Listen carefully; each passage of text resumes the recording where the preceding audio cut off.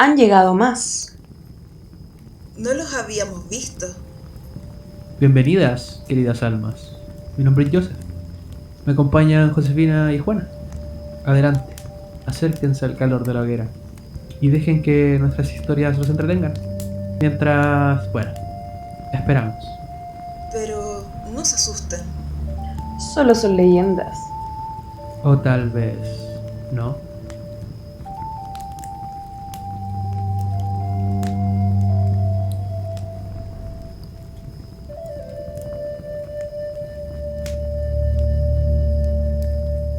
Esta historia nace como un rumor, un leve recuerdo depositado en algún lugar de internet. La usuaria Skychill preguntaba a sus compañeros del foro. ¿Alguien recuerda este programa infantil? Se llamaba Candle Cove. Yo tenía como 6 o 7 años cuando salía. No he podido encontrar ninguna referencia sobre este programa, pero creo que salía en una estación local, por ahí en el 71 o quizás en el 72. En ese entonces yo vivía en Ironton. No me acuerdo del canal, pero recuerdo que lo pasaban como a las 4. Otro usuario se une a la conversación. Me parece muy familiar. Crecí a las afueras de Ashland. Yo tenía 9 años en el 72. Candle Cove. Era de piratas. Me acuerdo de una marioneta pirata en la entrada de una cueva, hablando con una niña. Sí, ese mismo. No estoy loca. Me acuerdo del pirata Percy. Me daba así en ese entonces como mucho miedo. Lucía como si estuviera construido de partes de otros muñecos, algo de muy bajo presupuesto. Su cabeza era una muñeca bebé de porcelana, que parecía muy antigua y no combinaba con el cuerpo. No me acuerdo del canal. No creo que fuera el canal nacional. Luego de unos días, más respuestas aparecen. Siento revivir este viejo tema, pero sé exactamente el programa que hablas, Skychill. Creo que Candle Cove salió por un par de meses en el 71. No, en el 72. Tenía 12 y lo vi algunas veces con mi hermano. Era en el canal 58. Mi mamá me dejaba ponerlo después de las noticias. Lo que recuerdo es que el lugar era Candle Cove. Y se trataba de una pequeña niña que imaginaba a sí misma siendo amiga de piratas. Entonces apareció un barco cuyo nombre era Lagenstock. El pirata se llamaba Percy. Y no era un muy buen pirata, porque se asustaba con facilidad. Y había música constantemente. No me acuerdo el nombre de la niña. Janice, Jade o algo así. Creo que era Janice. Skychill impactada luego de poder revivir aquel recuerdo. Gracias, Jaren. Me llegaron memorias cuando mencionaste a Laginstock y al canal 58. Me acuerdo de la proa del barco. Tenía esta cara sonriente, como con la quijada sumergida bajo del agua. Me acuerdo en especial que era muy raro cuando cambiaban del modelo a escala a la versión marioneta, para que esta cara pudiera hablar. Oh sí, yo también me acordé. ¿Se acuerdan de aquella frase? Tienes que ir adentro. Uf, Mike, me dieron escalofríos al leer eso. Sí me acuerdo. Era lo que el barco le decía siempre a Percy cuando tenía que ir a algún lugar tétrico, como una cueva o un cuarto oscuro donde tenía que buscar algún tesoro. Y luego la cámara hacía un acercamiento muy lento y pausado a la cara del barco. Tienes que ir adentro. Sus ojos viscos y su quijada que como que se caía. ¡Ah! Se veía tan altivo y tan horrible. ¿Alguien se acuerda del villano? Tenía una cara que era solamente un bigote con un montón de dientes delgados. Kevin interrumpe. Yo honestamente creía que el villano era el pirata Percy. Tenía como 5 años cuando salía este programa. De verdad que era combustible para pesadillas. Yaren corrige. Ese no era el villano. La marioneta del bigote era amigo de Percy. Horacio el Horrible creo que se llamaba. También tenía un monóculo, pero estaba sobre el bigote. Me acuerdo que creía que solo tenía un ojo. Pero sí, el villano era otra marioneta. Mm, ¿El robapieles? Rayos, no puedo creer las cosas que nos dejaban ver antes. Kevin responde. Jesucristo el robapieles, ¿qué clase de show infantil veíamos? Realmente no podía ver la pantalla cada vez que el robapieles aparecía. Simplemente descendía de la nada con sus hilos. Era un esqueleto sucio que vestía ese sombrero alto café y una capa. Y sus ojos de vidrio eran demasiado grandes para su cráneo. Por Dios, qué tétrico.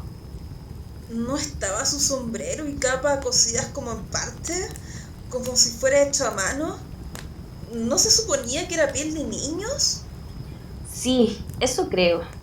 Me acuerdo que su boca no se abría ni se cerraba. Su mandíbula solo se movía de un lado para otro. Recuerdo una escena donde la niña preguntaba, ¿por qué tu boca se mueve así? Y el robapieles no miraba a la pequeña, sino a la cámara, como dirigiéndose a ti, y decía, para tomar tu piel.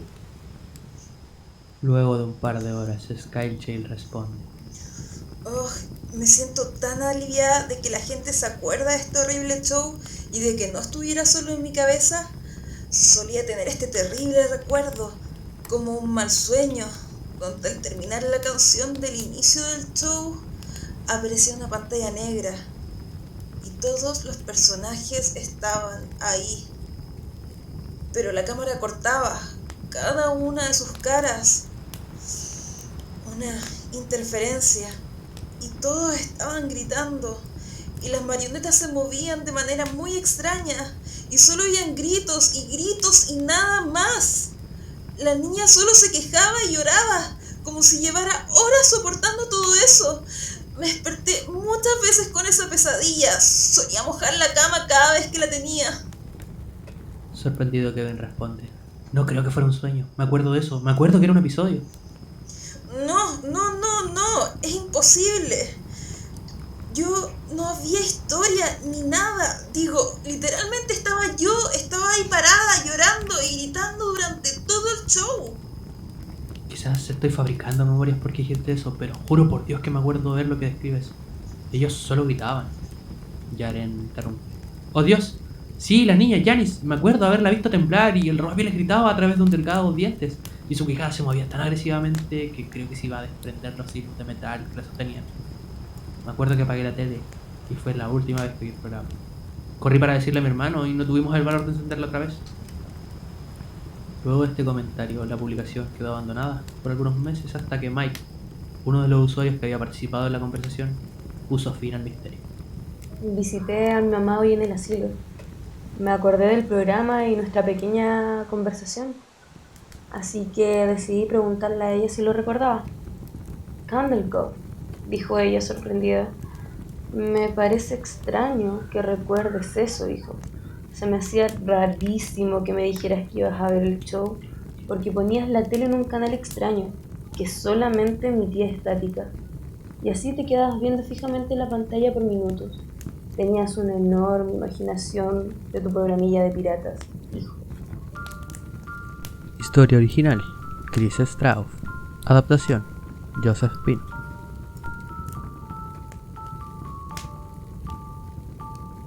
Esta historia es un poco más antigua. Se llama La Máscara de la Muerte Roja y es de nuestro amigo Edgar Allan Poe. La muerte roja había devastado el país durante largo tiempo. Jamás una peste había sido tan fatal y tan espantosa. La sangre era encarnación y era su sello. El rojo y el horror de la sangre.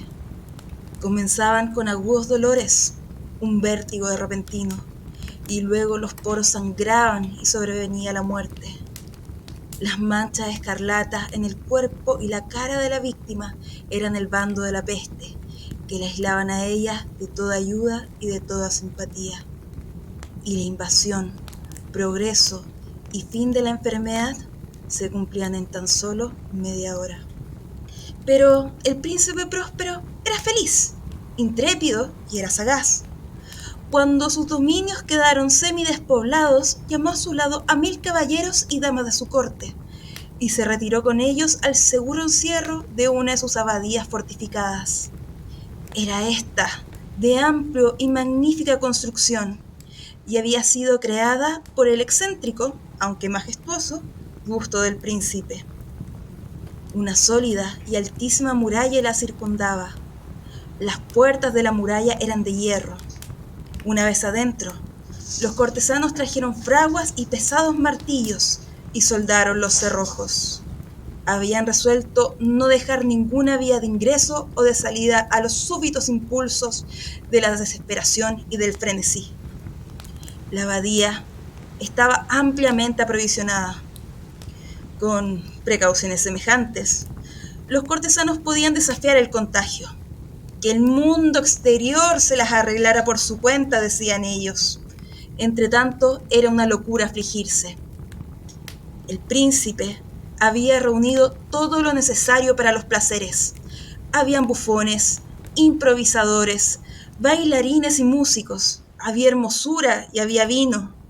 Todo eso y la seguridad estaban del lado de adentro. Afuera solo estaba la muerte roja. Al cumplirse el 5º o quizás el 6º mes de su reclusión, y cuando la peste hacía los más terribles estragos, el príncipe próspero ofreció a sus 1000 amigos un baile de máscaras, de la más insólita de las magnificencias. Aquella mascarada era un cuadro voluptuoso, pero permitan que antes les describa los salones donde se celebraba. Eran 7, una serie imperial de estancias.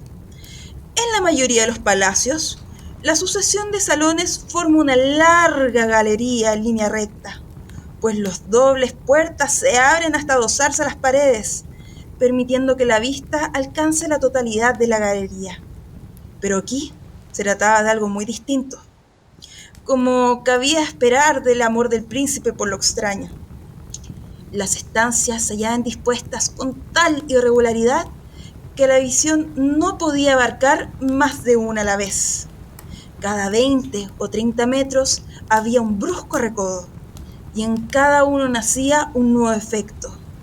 A derecha e izquierda, en mitad de la pared, una alta y estrecha ventana gótica daba a un corredor cerrado que seguía el contorno de la serie de salones.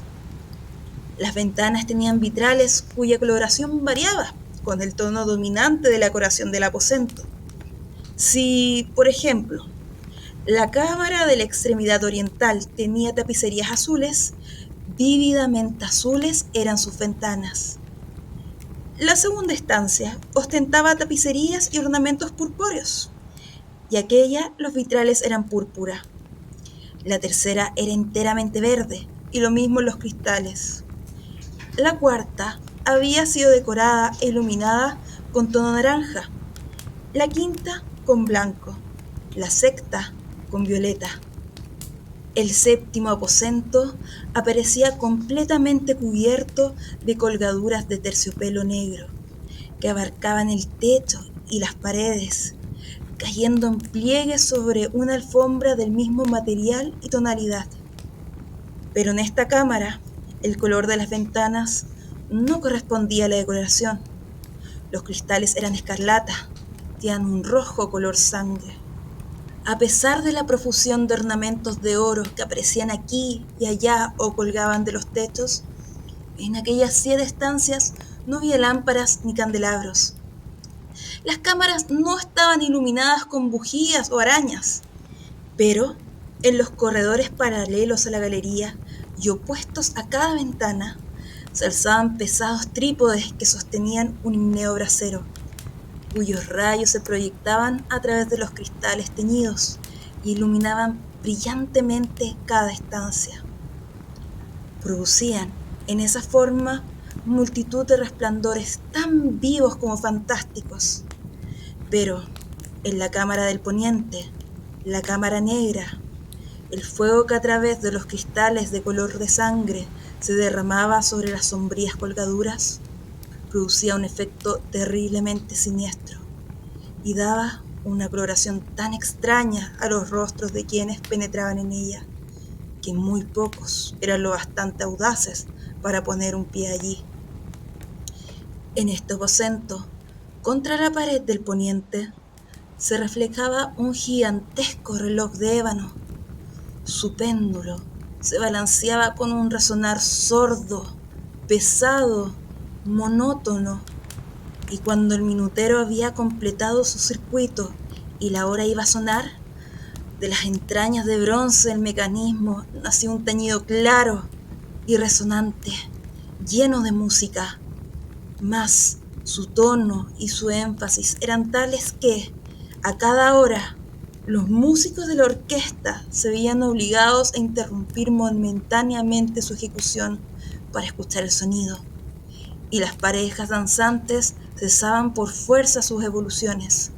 Durante un momento, en aquella alegre sociedad reinaba el desconcierto, y, mientras aún resonaban los tañidos de reloj, era posible observar que los más atolondrados palidecían y los de más edad y reflexión se pasaban la mano por la frente, como si se entregaran a una confusa meditación o a un ensueño. Pero, apenas los ecos cesaban del todo, livianas risas nacían en la asamblea. Los músicos se miraban entre sí, como sonriendo de su insensata nerviosidad, mientras se prometía en voz baja que el siguiente tañido de reloj no provocaría en ellos una emoción semejante. Mas, al cabo de 73.600 segundos del tiempo que huye, el reloj daba otra vez la hora, y otra vez nacían el desconcierto, el temblor y la meditación. Pese a ello, la fiesta era alegre y magnífica. El príncipe tenía gustos singulares. Sus ojos se mostraban especialmente sensibles a los colores y a sus efectos. Desdeñaba los caprichos de la mera moda. Sus planes eran audaces y ardientes. Sus concepciones brillaban con bárbaro esplendor. Algunos podrían haber creído que estaba loco. Sus cortesanos sentían que no era así. Era necesario oírlo, verlo y tocarlo para tener la seguridad de que no lo estaba. El príncipe se había ocupado personalmente de gran parte de la decoración de las 7 salas destinadas a la gran fiesta. Su gusto había guiado la elección de los disfraces. Grotescos eran estos, a no dudarlo. Reinaba en ellos el brillo, el esplendor, lo picante y lo fantasmagórico. Veíanse figuras de arabescos, con siluetas y atuendos incongruentes. Veíanse fantasías delirantes como las que aman los locos. En verdad, en aquellas 7 cámaras se movía, de un lado a otro, una multitud de sueños, y aquellos sueños se contorsionaban en todas partes, cambiando de color al pasar por los aposentos, y hacían que la extraña música de la orquesta pareciera el eco de sus pasos. Mas, otra vez tañe el reloj que se alza en el aposento de terciopelo. Por un momento, todo queda inmóvil. Todo es silencio, salvo la voz del reloj. Los sueños están helados, rígidos en sus posturas, pero los ecos del tañido se pierden. Apenas han durado un instante, y una risa ligera, a medias sofocadas, flota tras ellos en su fuga. Otra vez crece la música, viven los sueños, contorsionándose al pasar por las ventanas, por las cuales irrumpen los rayos de los trípodes. Mas, en la cámara que da al oeste, ninguna máscara se aventura, pues la noche avanza, y una luz más roja se filtra por los cristales de color sangre. Aterradora es la tiniebla de las colgaduras negras, y para aquel cuyo pie se pose en la sombría alfombra, brota del reloj de ébano un ahogado resonar, mucho más solemne que los que alcanzan a oír las máscaras entregadas a la lejanía alegría de las otras estancias. Congregábase densa multitud en estas últimas, donde afiebradamente latía el corazón de la vida. Continuaba la fiesta en su torbellino hasta el momento en que comenzaron a oírse los tañidos de reloj anunciando la medianoche. Cayó entonces la música, como ya he dicho, y las evoluciones de los que bailaban se interrumpieron, y como antes, se produjo en todo una sensación de angustia. Mas, esta vez el reloj debía tañer 12 campanadas, y quizás por eso ocurrió que los pensamientos invadieron en mayor número las meditaciones de aquellos que reflexionaban entre la multitud entregada a la fiesta. Y quizás también por eso ocurrió que, Antes de que los últimos ecos del carrillón se hubieran hundido en el silencio, muchos de los concurrentes tuvieron tiempo para advertir la presencia de una figura enmascarada que, hasta entonces, no había llamado la atención de nadie. Y, habiendo corrido en un susurro la noticia de aquella nueva presencia, alzóse al final un rumor que expresaba desaprobación, sorpresa y finalmente espanto, horror y repugnancia. En una asamblea de fantasmas como la que acabo de describir, es de imaginar que una apariencia ordinaria no hubiera provocado semejante conmoción. El desenfreno de aquella mascarada no tenía límites, pero la figura en cuestión lo ultrapasaba y iba incluso más allá de lo que el liberal criterio del príncipe toleraba. En el corazón de los más temerarios hay cuerdas que no pueden tocarse sin emoción. Aún el más relajado de los seres, para quien la vida y la muerte son igualmente un juego, sabe que hay cosas las cuales no se puede jugar. Los concurrentes parecían sentir en lo más hondo que el traje y la apariencia del desconocido no revelaban ni ingenio ni decoro. Su figura alta y flaca estaba envuelta de la cabeza a los pies en una mortaja. La máscara que ocultaba el rostro se parecían de tal manera al semblante de un cadáver ya rígido que el escrutinio más detallado se habría visto en dificultades para descubrir el engaño. Cierto, aquella frenética concurrencia podía tolerar, si no probar semejante disfraz, pero el enmascarado se había atrevido a asumir las apariencias de la muerte roja. Su mortaja estaba salpicada de sangre y su amplia frente, así como el rostro, aparecían manchados por el horror escarlata.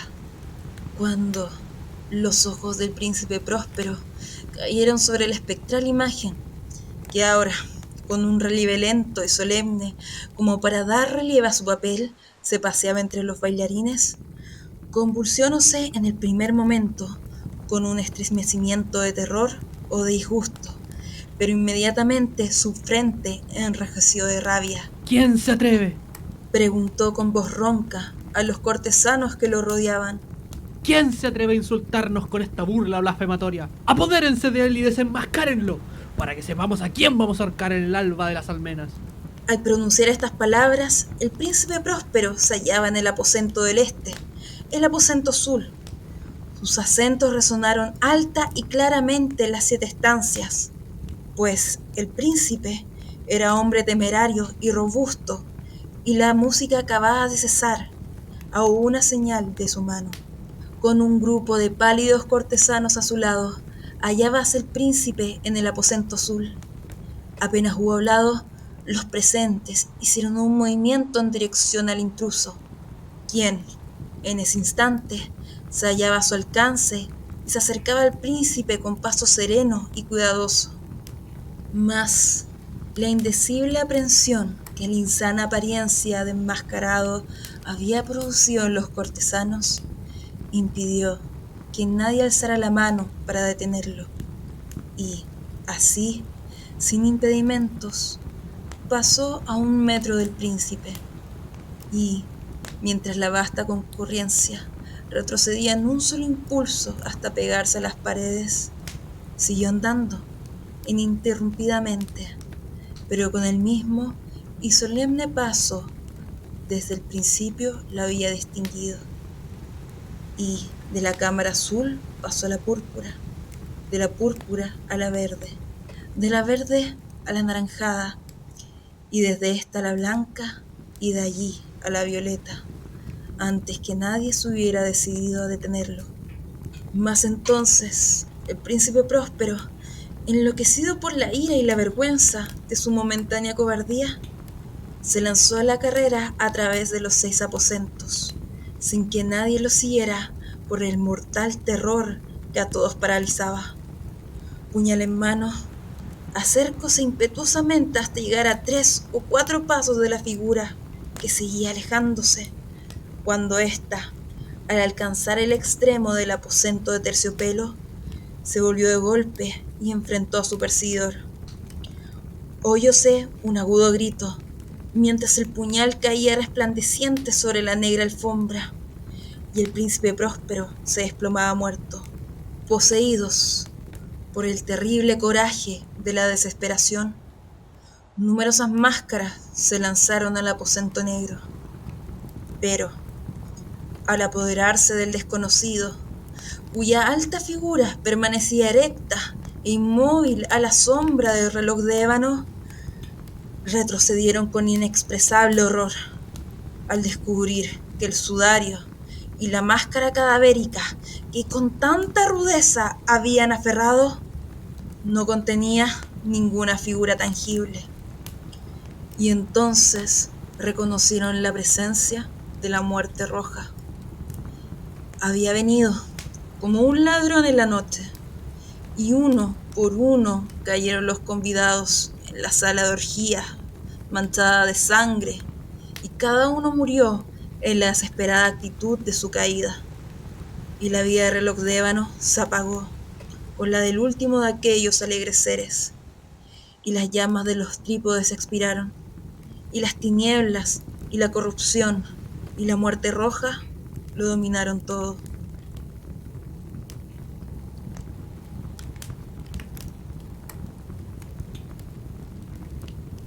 Aún no ha amanecido, pero algo se siente distinto.